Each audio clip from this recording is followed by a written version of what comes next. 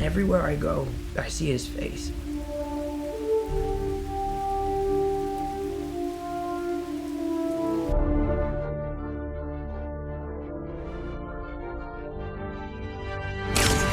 On my channel, I generally avoid talking about ultimate design nowadays, and the times I have usually aren't my proudest takes. This is for two reasons. One, I play ranked as my primary game mode, so ultimates just aren't a factor there, and for almost all interactions it's base versus base, which is what the game balancing tends to focus on. The second is that ults are kind of intended to be different flavors of overpowered.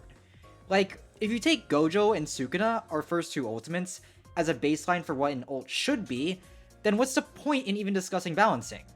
Both of these are wildly unfightable and will straight up just kill you unless their user has a brain parasite.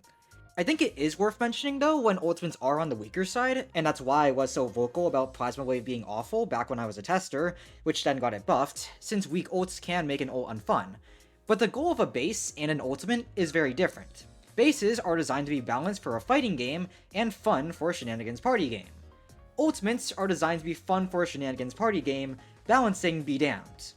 With Mahoraga, I think his ultimate design is well done for that exact reason.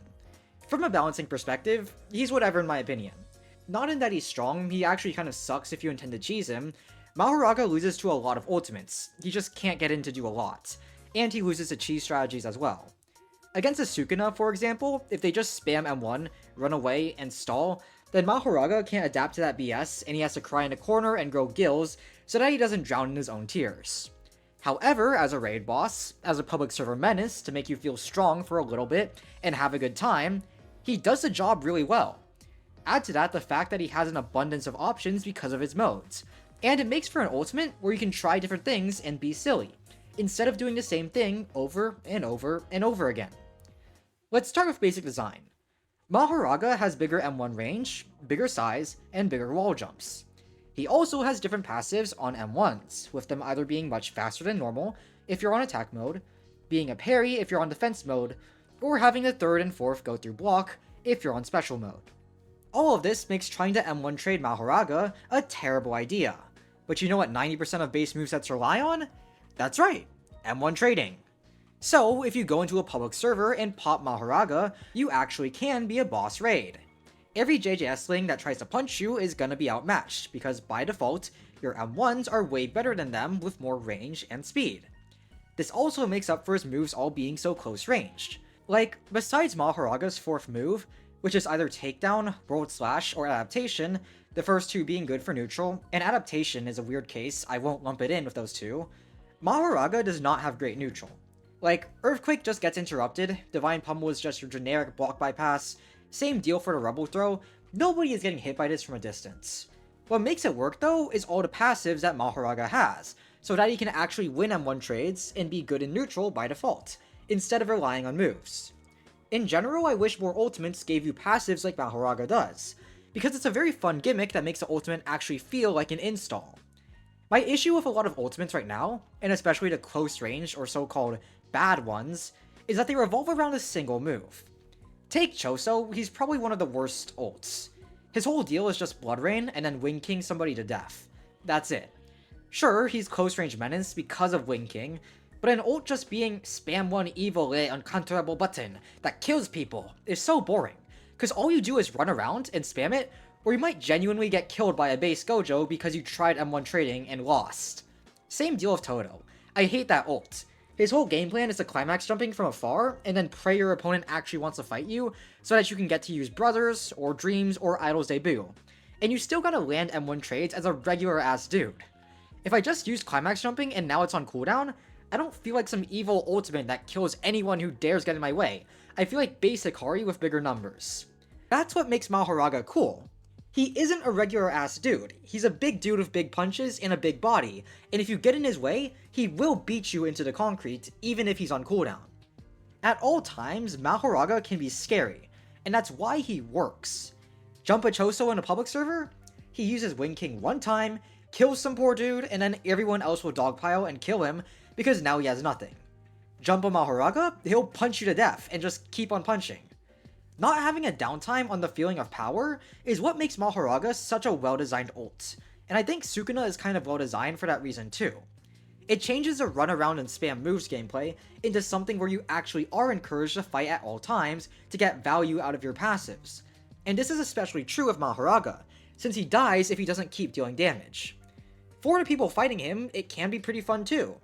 You either deal with it by stalling him out, which is enjoyable since his neutral isn't one move you can't do anything about, but a big guy with bigger punches that you can actually see and fight back against. Or you try and fight against this hulking monster and see how well you can do. It's closer to the actual gameplay loop of JJS if you're on a base, since you are just M1 trading, but with a massive disadvantage in stats. And so it feels more like the actual game than an ult battle where it tends to be a race to spam moves until the other guy dies. There's just other dumb stuff you can do as Mahoraga to make him even more fun as an ultimate. Find a big crowd and world cutting slash them. Do parry only Mahoraga for the hell of it. Grab people and jump off the map with them. He can be silly too with these kind of options. But above all that, there's one more thing I should mention. Even though Mahoraga tends to lose to other ultimates because they ignore M1 trading and spam moves until he dies, with no way for him to get in on them, Mahoraga's Summoner has a pretty damn good ultimate for dealing with other ults, if you want to prioritize winning above all else. Megumi's ult has Great Serpent, which leads into his insane combo damage, and he can just kill people with that same loop to cheese them. Like, his ult is just the same as other standard ults, and while I find that ult boring for the same reasons as other ultimates, the fact that Megumi has Mahoraga, but then also another more traditional ult that's just as strong, if not stronger than the rest, makes for a pretty good awakening design. You have the freedom of choice in how you want to play the game, and you have strong options in addition to fun ones. That's good design. It's why Hollow Purple Nuke is fine. You shouldn't use it because it's unoptimal, but JJS is a party game at the end of the day, and with ults especially, they should just provide you the freedom to do what you want. That's what Mahoraga, and by extension Megumi, do really well, and personally why I think he's an ultimate that fits the ideal standard for how an ult should be. Mahoraga's design is in many ways reflective of JJS as a game. One of the biggest strengths of Jujutsu Shenanigans is that it's a game that really is your oyster. How you want to play it and enjoy it is entirely up to you. Some people play public servers and have fun meeting new people, or ego tripping on 5-year-olds, or attacking a group of people, getting teamed on, and then making a TikTok titled "Destroying These Toxic Teamers," where they cut out any part where they die. Some people play ranked and talk about JJS balancing, or play ranked and livestream it and then get irrationally angry and say they hate this character. Some people play private servers with workshop movesets and just have fun with their friends, or play Creator Clash because they don't have friends. It's a lot like how Mahoraga's ult works. You do what you want to do in the way you want to do it. He's an ultimate that's never on a downtime because of his passives, with a lot of different options, even if those options struggle in some cases, like against other ults. Anyways, that's everything I have to say about Mahoraga. I hope my curse is broken. Subscribe if you enjoyed the video. I'm Noob Eternally, and have a good day. Bye.